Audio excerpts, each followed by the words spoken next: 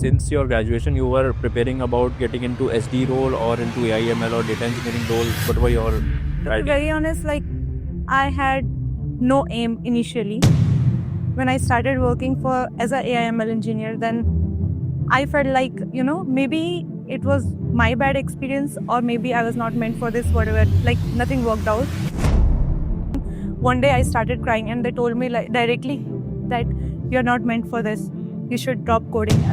What was your actual mental condition at that point? Did you think like you chose a wrong career path or something like, or you are at some wrong place? You should move to somewhere else. So For 2-3 months, I was very sad. I used to come back after office and then I used to cry like I don't want to work anymore because I don't know anything.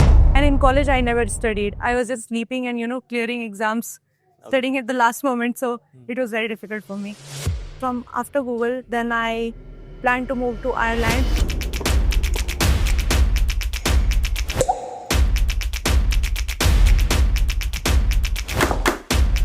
what was your decision? Like, what made you think that you should move to Ireland?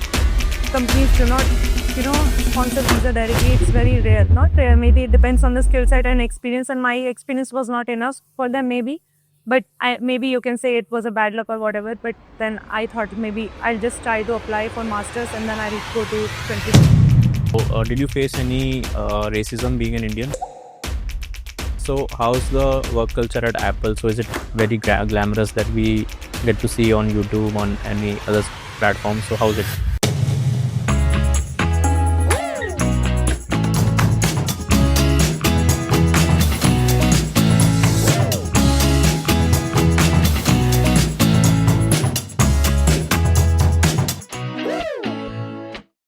So hi everyone, welcome to another episode of Go Raw with Gaurav. Today we have Priyanka with us. So she is currently working at Apple Ireland. So hi Priyanka, welcome to the show. Nice to meet you. So also previously she was working with Google. So let's directly hear from her only. In Ireland, I think life is going very smooth. I'm pretty well settled in Ireland. I have job. I have a good house now because life in Ireland is something about accommodation. It's very difficult to find good accommodation. So right now I have a very nice accommodation, spacious and not so expensive. So yeah, everything is going well. Great. So कितना time हो गया Ireland में अभी आपको? Ireland में 2 years हो गया. 2 years हो गया. So you started directly from Ireland or पहले you were in India, right? So you graduated. Let's start from the since your graduation. How did it went? So I graduated from Bangalore and then I got my first offer from one of the company called Excelia, which was in Pune. That was my placement, but it was in Pune. I was too afraid to move to Pune from Bangalore to Pune. So I just rejected that and then I got offer from Accenture. I worked there for 2 weeks and then I resigned from Accenture. And I was working in Accenture as SD, which was never my choice. My first choice was always like as a data scientist or data engineer or maybe data analyst. But then in Accenture, they gave me the role of SDA. And for the 2 weeks, I was just sitting idle and it was never my choice. So I just thought of, searching for some other job as well. Then I switched to a startup called Dimag AI. And I worked there for 1 year and I joined there as AI/ML engineer, which was pretty good exposure to, technical life. So when you joined there, so since your graduation, you were preparing about getting into SD role or into AI/ML or data engineering role. What were your To be very honest, I had no aim initially. So when I joined Accenture as SD, I went through that interview process and then somehow I just cleared interview. Maybe because I was pressured, they did not ask me much questions. But then when I was reading about the interviews, I got to know that I'm not meant for this. But then when I joined Dimag AI, I joined as AI/ML engineer. I was pretty interested in AI/ML because I did my final year project in AI/ML. But then when I started working as a AI/ML engineer, then I felt like, maybe it was my bad experience or maybe I was not meant for this, whatever. Like nothing worked out. And then the work they started, typical startup. So the work pressure and everything, and the work was very heavy. Like I was completely fresher, but then they were giving me like transformers, maybe style transfer. If you know like AIML, it's like something very advanced which you cannot do in just just being a partial. Yeah, initially I cannot do so, yeah. But then like I was struggling a lot, so they used to assign me some tasks and tickets, and I was not able to close it. And my tech lead was like, you have to close this in 1 week, and I was working for it. I was struggling, and then they used to work like they used to close my ticket, but they never told me that I'm closing your ticket because they thought like I'll be learning. But then one day I started crying, and they told me like directly that you're not meant for this. You should drop coding. And I was like, why should I drop coding? Maybe I should just drop AI/ML part and I should try something else, because coding was something which I actually like. But then maybe the AI/ML coding I did not like. Like coding is of different type, Right. Like AI/ML coding is completely different. Data engineering coding is different. And SQL coding is different, which is data analyst. So then I started searching for a job. I felt very depressed because I was very demotivated. So yeah, like what was your actual mental condition at that point? Did you think like you chose a wrong career path or something, like, or you are at some wrong place, you should move to somewhere else? So what was your mental state? For 2-3 months, I was very sad. I used to come back after office, and then I used to cry like I don't want to work anymore because I don't know anything. And my lead, my seniors, they told like, let her Google, let her search, let her mind her own answers, her own solutions. They never used to help me because it was startup and there were very few people, and they had very big projects. Like they had really big and good projects, and they had no time to help me. So I felt very helpless. And what was your team size at that point? My team size was 40 plus.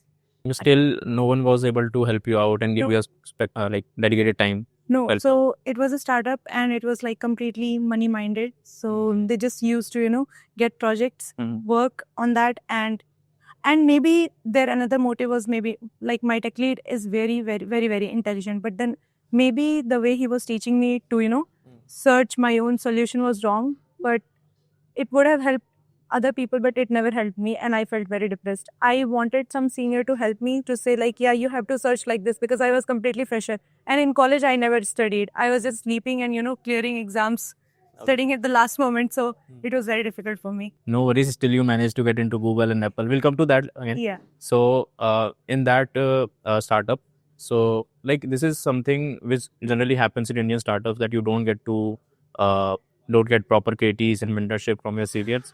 But yeah, with time, you just have to give yourself time, because actually the job market is something like that. You'll think that I don't belong here or something like. But just give yourself some time, and you'll make it. So you can get into Google or Microsoft or Apple as well, the way she did. So after that, like, what was your next step? So I took a break of 2 months. Okay. So when I took break, I thought maybe, like all my seniors used to say, like, you should take a break, you will feel happy. But then when I took break and I had no work, I felt again more depressed that I'm not doing anything. Then I started searching for job. Then I thought I'll never go for AI/ML because it's like very hard coding kind of job. So I thought maybe I should go for something, coding part and cloud part, because cloud was booming and it's still booming. So I thought like maybe why not try for data analyst or data engineering. Then I started applying randomly, and then I got into, there was a company called Cloudcover, which had the direct client Reliance Jio. So I worked for Reliance Jio directly. So I went to Mumbai for that. So that was I can say like, that is the path which I'm still carrying right now. And I want to carry this path always. I don't want to, I still want to explore DevOps part, but I want to do data engineering and DevOps together. So then I joined Reliance Jio. I worked there for 3-4 months in Mumbai. And then from Reliance Jio, my client was Google. And then I went into Google directly and they hired me. So my client was Google from Reliance Jio. So it was like Cloudcover hired me for Reliance, and Reliance had their client Google, and then Google hired me directly. So it was like that. So did you give any like a separate interview to get hired by Google as your? Yes. Okay. So how was it? Like, can you tell the process a bit?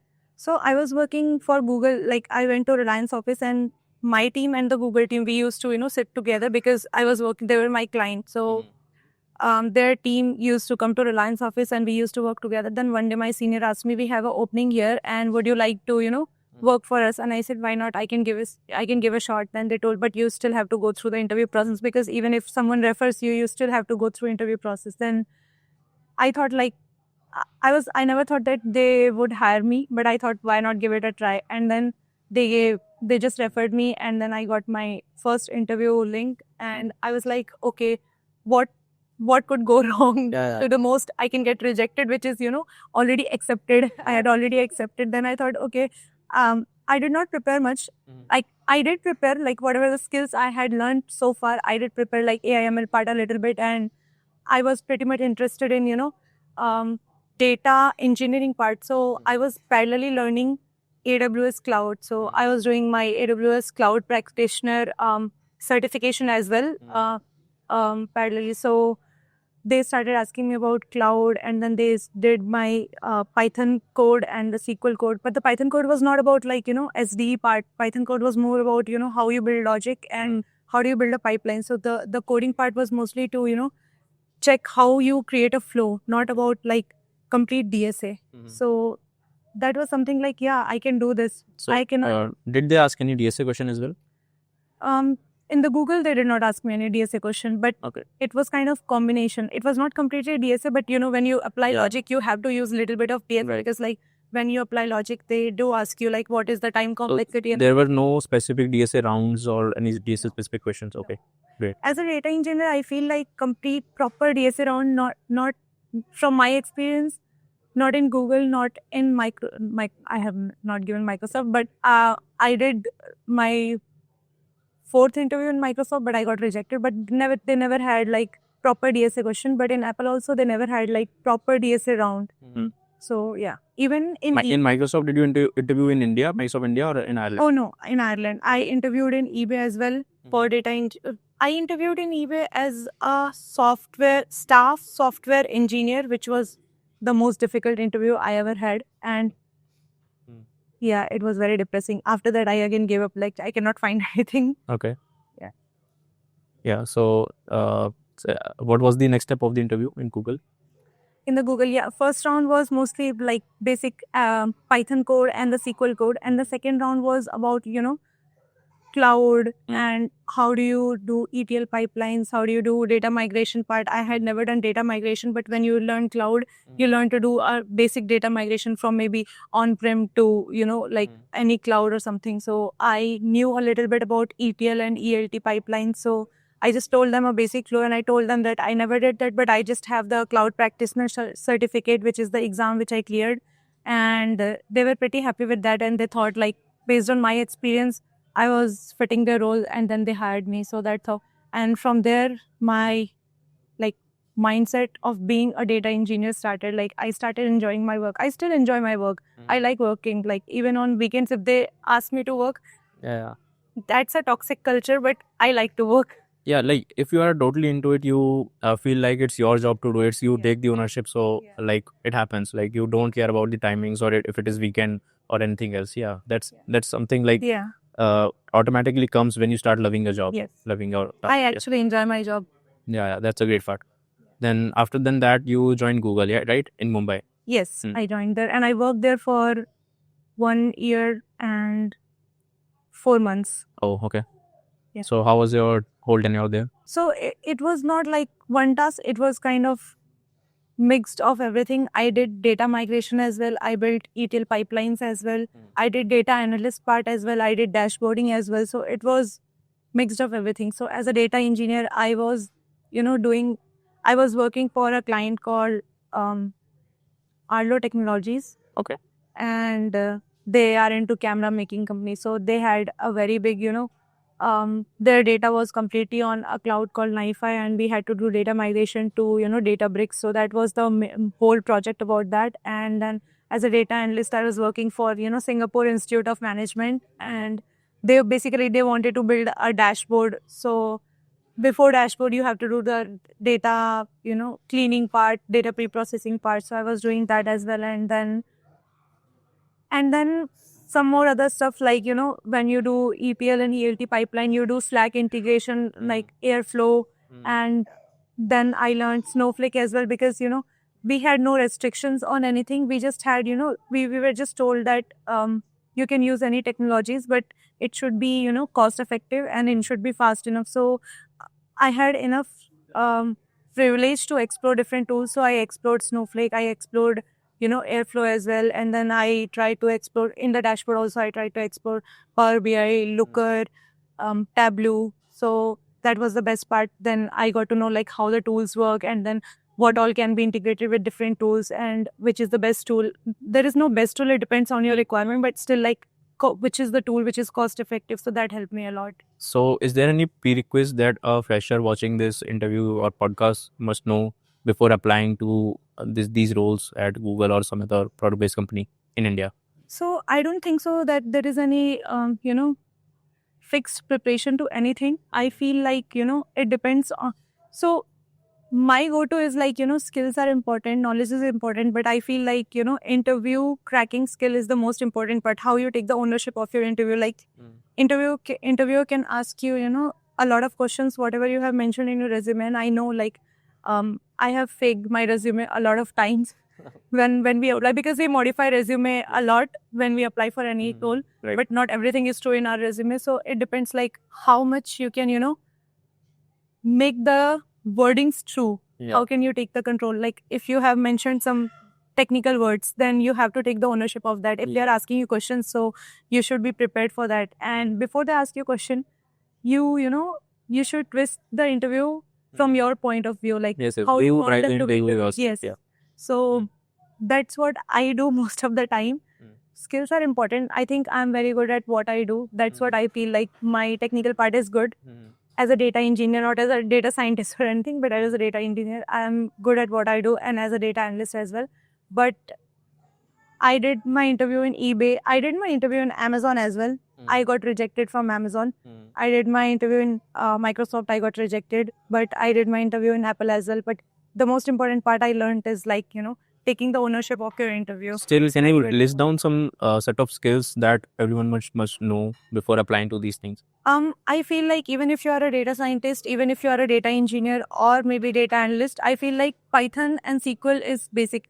Not just Python, like maybe any one language is very important. But as a data engineer or data scientist or data analyst, I have been through all these three phases. So Python is very important. Yep. Python and SQL, it's the most important part. Like, and every company is going to ask you Python and SQL. That's the most important part. And on top of that, maybe, you know, if you have one cloud knowledge, because none of these three fields right now, nobody works on like, you know, on-prem or their own, you know, computers. They always work on cloud. So any one cloud knowledge is very important. Like basic, let's say if you are working for like your Glue, so you should have a little bit of database knowledge, pricing knowledge. So these things are very important. And apart from that, if you have some extra skills, like, you know, there are many tools coming in like market, let's say like Snowflake, Airflow, which is like how you trigger your entire pipelines to make the process faster. So these skills are important, I feel.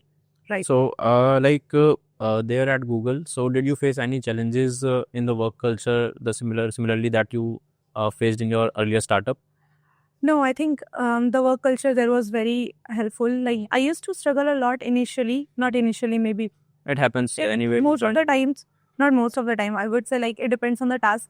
Yep. So I was learning very different new tools, as I mentioned, but then my lead was very, you know, helpful. My manager was very nice. So, you know, if I'm not able to, you know, reach my deadline, I'll take a seat. So if I was not able to meet any deadline or if I was stuck at any part, so they used to give me enough time. They try to extend the timelines, but then even if after extending the timelines, I was not able to achieve what was, you know, meant to be, then they used to sit with me, even if it's late night also. Like, So they were helpful, like overall. they were very helpful. They used to sit whole night with me to debug one part of the code, or maybe if I'm building a dashboard, that dashboarding was also, you know, very new to me. If I'm building a dashboard, they used to sit whole night and they used to, you know, say like, yeah, you can change this, you can change that, and this can go faster and they'll be happy with this part. So they were very helpful in that. So I feel like work culture was very good.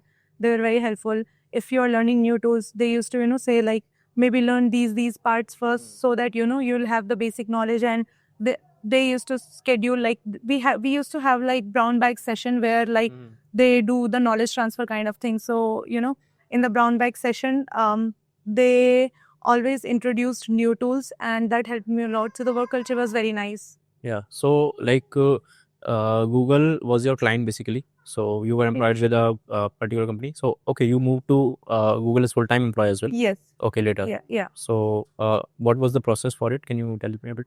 So I did not follow any particular process. Generally, what we do is we just apply to any company and they hire you. But then since they were like, so it's very easy for your client to hire you because they know that you're aware of their own process, right? So Right.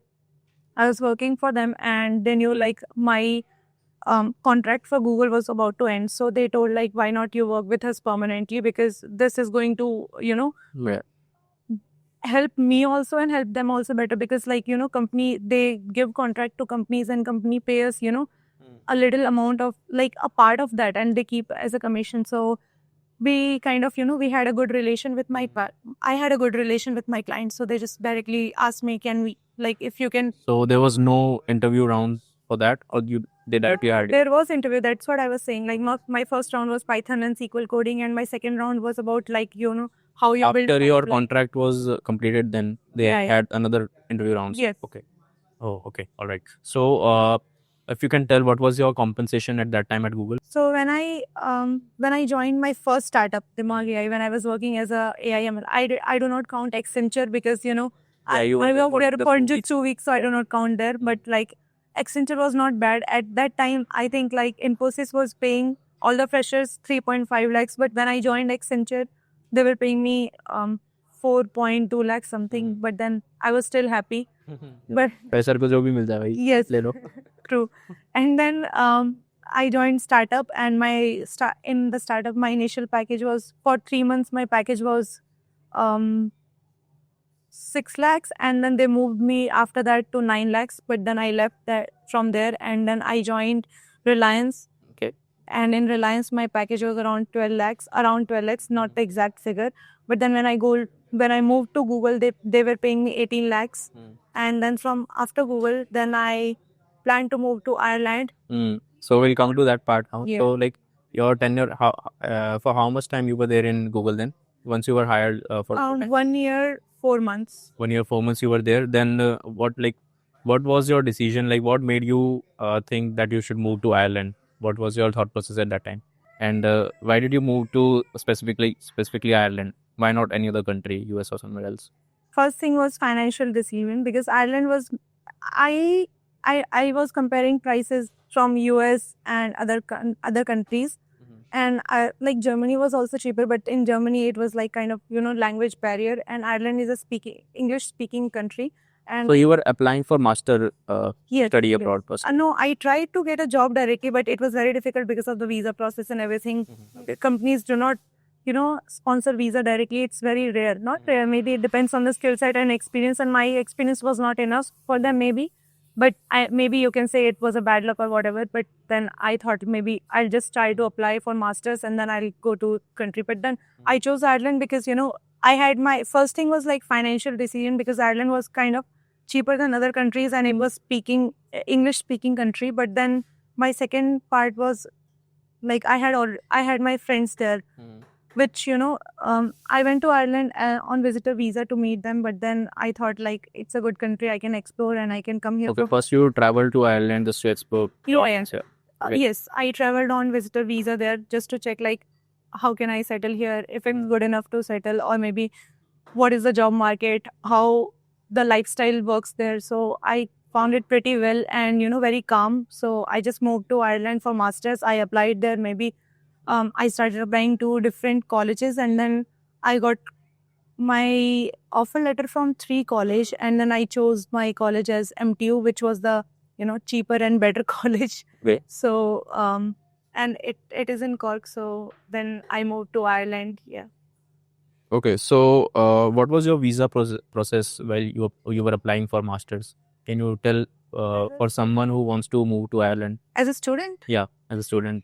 As a student, I think it's very easy and very smooth. They I think rarely reject any visa as a student. Like student visa is very okay if you have if you're showing The high like success rate. yeah, Okay. success rate is good because the only thing is like you should have good financial. Let's say I do not want to specify any fixed amount of fees, but let's say if you have the fees is in euros, so if you have 10,000 euros fees, then you have to show in your account that you have 10,000 euros fees plus at least 10,000 euros for the whole year, because masters in Ireland is only for 1 year as a data scientist or data engineer or in engineering part. I'm not sure about the pharmaceutical part yet, but yeah, if your fees is 10,000, you have to show additional 10,000. Like you Total have to 20,000 it should be in your bank account. yes. So whatever is your fees plus you have to show The 10,000. same amount, Yes, 2x of your that. not 2x. If your fees is even 17,000 euros, plus you have to show 10,000 as your living expenses. Okay, got it. So yeah, fees plus the living expenses should be 10,000. So if you have that sufficient amount, then they will never reject your visa. And then other things are like document. If you are applying for a loan, so you should have proper loan document, and the loan directly gets dispersed to college account, not to your account. Okay. Maybe you can choose, but my loan was directly getting dispersed to college account, because my family was not happy that I was moving to Ireland, and they did not help me to pay for that. So I chose like maybe I can clear the loan, because when I was comparing my living expenses in India and Ireland and cost of living, everything, I still found that Ireland was much better. I can save more and I can clear my loan after getting a job in maybe 3-4 months, which I actually did. And if not, like people do clear their loans while doing part-time. Like maybe I worked only for 18 or 20 hours, maybe sometimes 16 hours. So I did not have enough money to save, because my rent was around 700 euros, because I wanted to live in a comfortable life as well. I was not compromising on that. And then my money was going in, roaming around, exploring in Ireland. And I was not saving as a student, anything, which I could have done that, but I never chose to save, because I knew I was very confident, maybe not in 2-3 months, but eventually I'll land up to a job and I can clear up my loan. So then I started when I reached my final year, final semester, not the year, then I started, applying for jobs. And So before that, when you were going college regularly, then so did you apply for tech related jobs as a part-time or any job that you were getting? I tried to apply for tech related job, but then your student visa does not help you to, get into tech related job. But can you apply. hold a experience like companies for Google. It's very rare that you get a job because it's a rule in Ireland that you cannot work technically on a student visa. That's the problem. If you're working on a student visa, you can only work for 20 hours, and no company gives you 20 hours. The minimum So tech hours. part-time options are not very available there. Yes, if the company is okay to hire you for 20 hours, then it should be okay. But I think there are very, very, very rare companies that hire you for part-time jobs, like 20 hours. You can say it as an internship. You can apply for internship, but then there are many colleges which have their own tie-ups for internship, and my college was not one of them, unfortunately. So I did not get any internship. I did apply for internship, but I got rejected. Then I thought maybe I'll apply in my final semester. And then I started applying for normal part-time jobs. And then I think my part-time job was much better than what my friends did. It was very comfortable and very nice. What was it?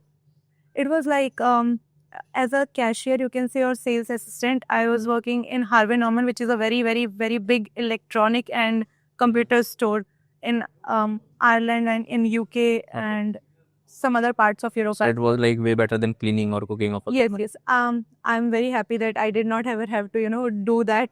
And I know like how my friends struggle doing that. So I'm very happy. And after I worked in Harvey Norman for around 6 or 7 months. And then I moved to, there was a Irish gift store. And I worked my rest of the time as a student there. And then I started giving interview, and then I landed up to Apple. Before Apple, I actually got into a company called Optum, which is, in partnership with United Health Group.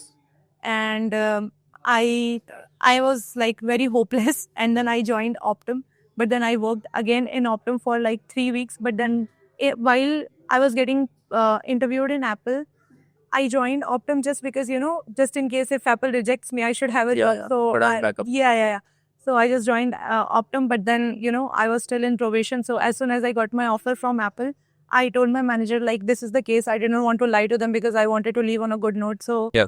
I told them that I have an offer from Apple and I want to stay in Cork because I had my friends in Cork, and Optum job was very, very, very far from Cork. It was in Letterkenny, which is very on the top of, it's in the North Ireland, Cork is in the South Ireland. So it was like, 8 or 9 hours journey from Cork. So I told my manager honestly that Optum is a very nice company, but my preference is always to stay in Cork because of my friends and easy convenience.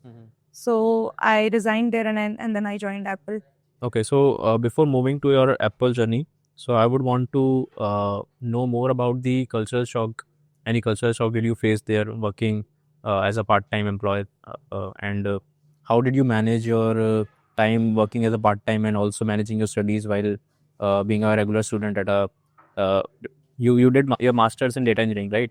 I did my master's in data science and analytics. Okay. There was no master's of data engineering, particularly for in my college. Okay. Or maybe the colleges which I applied. So I did my master's in data engineering, data scientist and analytics. Okay. So how did you manage your time with your part-time job?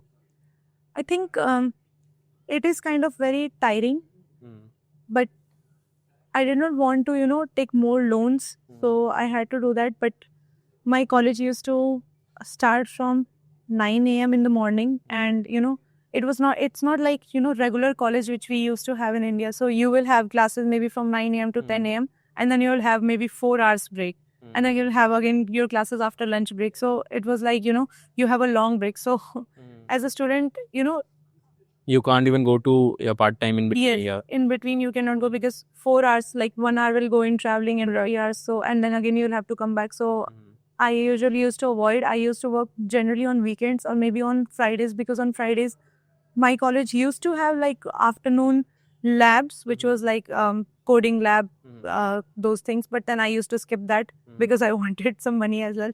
So I generally did my part-time on Saturday, Sunday and Friday evenings. Okay, so But like, no. did you regret your decision at any point that why am I doing all this? I was having a good job there, or like you were totally into it. Like now whatever it is, I have to do it.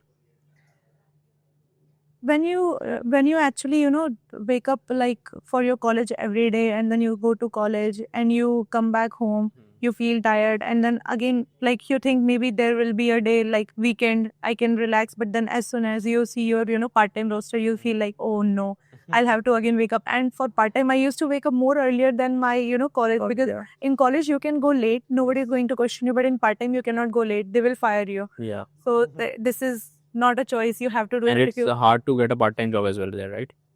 It was not hard before I went there as a student, as I was informed by my seniors. But when I went there, it was actually hard. But I don't know, I feel like I'm very lucky, touchwood, and I feel like I have good, again the Connections. interview, not connections. Like I mean, when I So go for, connections don't help you get a part-time job there, right?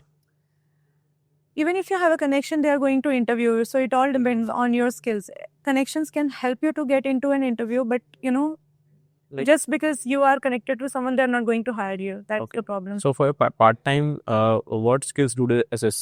Like your communication skills, or what skills do you need for that? They mostly assess your communication skill and how you approach a customer, how you behave, and what are your work ethics. I feel like in Ireland, the most important part is work ethics and team collaboration. If you do not, even if you are completely technical and you do not have, work ethics and team collaboration, they will never hire you. They are into technical, but they care more about, working environment. So Okay, so while working at your store, whatever store it was, so did you Harvey Norman. Harvey Norman? Okay. Yeah. So did you face any racism being an Indian, or did you Huh. felt anything like that? No, I think I never faced any racism in Ireland till now. Like, I know my friends, they have faced, but I don't think so. I have faced again, I'm very lucky and I touch wood, but I never faced any racism. And I feel like the staffs with whom I worked, they were very, very nice. And we used to, chit chat a lot. We used to hang around a lot. They never, treated me as someone different. They always treated me like their own friend and family. So they were very nice. And I feel like people in Ireland are very nice and very friendly. If you talk to them politely, they do respond to you politely.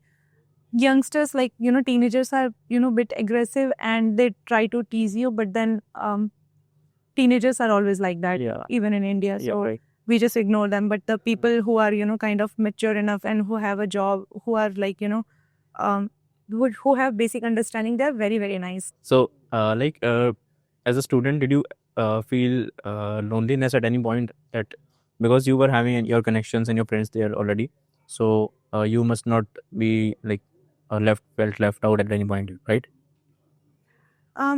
Yes, that is true. When my process was pretty smooth, like from applying visa to landing there to finding a house, like when I landed there, like people generally, you know, they get worried, like, how will they cook? They have to go and buy groceries. They have to, you know, settle in the new house. But I already had my friends, so I just landed there. They came to pick me up, and then I just went into the house, freshen up. I got my food. Everything was nice. So, and then I was living with them. So, So your whole journey would be like was Yeah.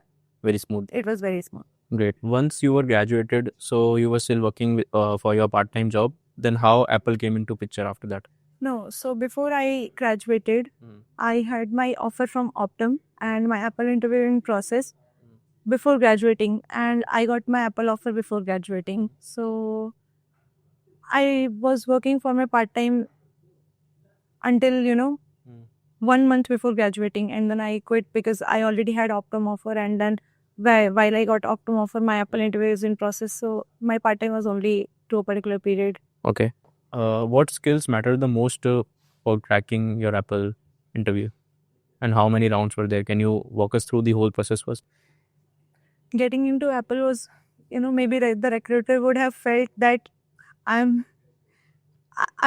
actually kind of, you know, begged for that because I kind of thought that I want to work for, you know, these fan companies, you know, that manifestation works. But the other part was like, you know, I literally begged for that. I used to apply randomly for any job in Apple, and then I used to go on the LinkedIn and I used to text them. And recruiter was so, like let's say he was so fed up of me. He used to just ignore my message. Initially, he used to reply that, yeah, if there will be any opening, we'll let you know. Or maybe he used to respond that this is not your, for your job, or maybe the experience does not match with your experience. But then after that, he started ignoring me because I was randomly applying for any job in Apple. And you were simultaneously texting recruiters also. Yeah, on LinkedIn. reaching on recruiter and connecting to recruiter on LinkedIn is, the best part. Like the more you connect with HRs, recruiters, or someone senior at your field, that helps a lot as a fresher in Ireland, because, not all the companies hire directly. They do hire through, consulting companies in Ireland. A lot of companies hire through consulting companies, even for as a contractor or as a full-time employee. So connecting to different recruiters or consulting companies is very, very helpful. So I used to apply to random jobs in Apple, and I got ignored by my recruiter as well. But then one day I just got a call from Apple. Maybe they would have, understood that I'm literally begging for it. And then they told me, like, we have a job offer from Apple, and do you want to work with us? I said, why not? He told, like, there will be 2 rounds. I just gave 2 rounds. So first round was completely technical, where I was asked, like, all Python, SQL, cloud, my data visualization part, and team collaboration, how you deal with business users, how you collaborate with different teams, and all those questions. And the second part was completely about my behavioral question, like, how would I react when, when, like, situational and behavioral question, like your work ethics, how would you react if you are, being asked by your business user that, yeah, we want this, but you know that you cannot approach to this process, you cannot do this part of task, then how do you, convince them? So those parts. So these 2 rounds, they did not ask me like very long interviews, because I think my technical round was very good. So my second round was very, very short. So it was more of like memorizing the stuff they were asking, or just the concepts in depth? I don't think so. Apple follow any like kind of prepared question. They asked me all the questions which they were actually doing, and at the end of the interview, I actually told them like, I think these are the tasks which you are doing, and these are the exact questions which you are asking. So they were laughing also, like, yeah, these are the exact things what I am doing. So they generally ask what they are doing, and reading their job description is very, very important. Like, they asked me exactly what they had written in the job description, so that helped me a lot. And whenever I prepare for interview, I prepare from job description part first, and then my resume part. And other than that, what differences did you find interviewing in Indian companies or in Irish companies? So Irish companies, like, apart from the technical part, Indian people are very technical and they already know that. And Irish companies, like, when they hire you for technical positions, they do want to, have technical skill. But then the Irish company value a lot about team collaboration and work ethics.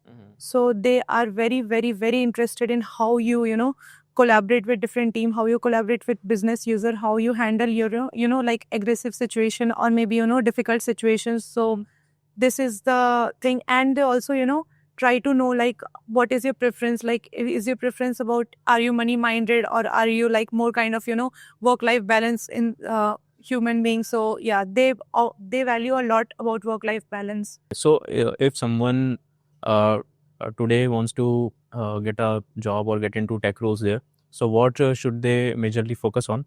Like, is it skills or like projects or business mindset? What should be the priority?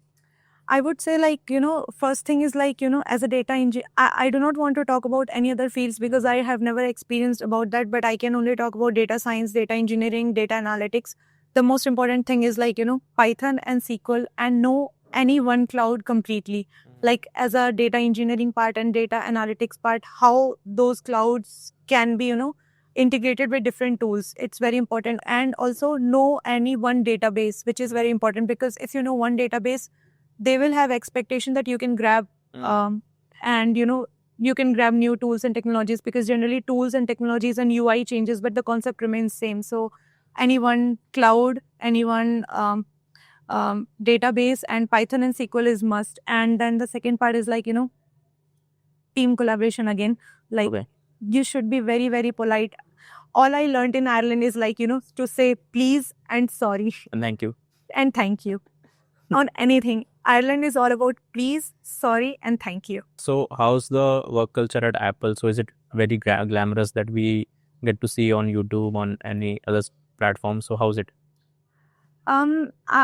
The work-life balance and the work culture in Apple is pretty good, but I would not say it's glamorous. It depends on team. So not actually team, but yeah, they do value work-life balance a lot. But glamorous, I don't know. Like, I used to see videos, but then it's exactly same as what I saw in videos. The work-life balance, and people are, living their dream life, which I'm already doing. But when you are going to office, they are, like, you can chill around for maybe 1 hour or 2 hours, but they are very particular. If you are in office, you have to sit there and seriously do the work, because like, you cannot roam around in office for like 4 whole 8 hours and you can just chill around and come back, which we see in the reels generally. Like, people are playing polo and tennis and badminton and everything. Real stuff that Yes. has this market. Correct. That's Yeah. not reality. You can In India as well, it is not. Yes, you can do that 1 day or 2 day, but not every day. Yes. You can do that for your reels or something, which I usually do. I usually shoot my reels, but I usually do that, during my lunchtime or before that, because my reels are not, kind of, long. It's just few seconds. So yeah, it's more about how much time, like, they are not like you have to work for more hours, but whatever the hours you are investing, you have to dedicatedly work for those hours, like, they are like, if you're working for 9 hours, you just work for 9 hours, but you work seriously for those 9 hours. They do not care, like, if your work is from 9 to 5, they do not care after 5, whatever you are doing. Even if you're not responding, they would never care if you are not responding. And sometimes I respond to their emails around 9 a.m. and my manager is so sweet. She says, like, never respond to any email before 9 a.m. or after, 5 or 6 p.m. because I don't want you to work, after 5 or 6 p.m. So they are very sweet and they are very, kind of, focus more on work-life balance and your happiness as well. If you want to take leaves also, they are like, just inform a little bit before so that, they can prepare their task. But then they are very, very, they don't care why you are taking leaves. Like, in India, people do ask, where are you going? What are you doing? They don't care about that. Yeah, it depends on company to company as well, team to team as well, and also on managers. But yeah, it is something that even in India, people are getting to value, like they are valuing it nowadays. So yeah, like if now if you can talk to your younger self, which were working in Bangalore, so what would you say? Like it was worth it, and like did you achieve what you were expecting, what you were aspiring? Um, I kind of feel very happy that I made this decision and I reached Ireland and I'm working for Apple. But then, there is always ups and downs. And sometimes I used to feel very lonely as well. And I used to cry. But then again, I used to see reels and I used to think like, I'm crying in Ireland. So that helped me a lot. So Better than crying in Bangalore. yeah. And then because like even if you are working in Bangalore and my family was living in Bangalore, but whenever when I tried to switch, like not every time you get a good job in Bangalore, like maybe you have to move to Hyderabad. So it's kind of again your long distance with family. So I was thinking like if I'm doing long distance with my family, why not in Ireland? So that helped me a lot. Great. So coming to the compensation part, so after your post grad, as a fresher or as a 1 or 2 year experience employee, so what range of compensation they can expect in Ireland? I think as a fresher, Ireland has Ireland has two type of visa first. First is like critical skill visa and one is general visa. So there are two categories. And if your salary is, they have defined a salary range. If your salary is below 38,000 euros, you fall in general category visa. And if your salary is more than 38,000 or maybe I think they changed um, they have increased the amount right now, but initially when I landed there, it was like after 38,000, you are eligible for, critical skill visa, but your company should sponsor that. Otherwise, you'll have to apply for general visa. So, okay. So as a fresher, as a technical person or as a data engineering part or from the data perspective, we can expect around as a fresher from 40 to 45,000 euros. But as per my experience, you can expect something around, 60,000 or 70,000 euros. Like from my level, kind of like, 3 to 4 year of experience people, they can expect around 60 to 70,000 euros. So your previous experience from India is also considered here. Yes. Okay. They do consider your degree, but your degree, they also know now, like by this time they got to know that people come here just for the entry part in Ireland, but Right. they do consider your degree, but they value more about your experience because experience matters a lot. Got it.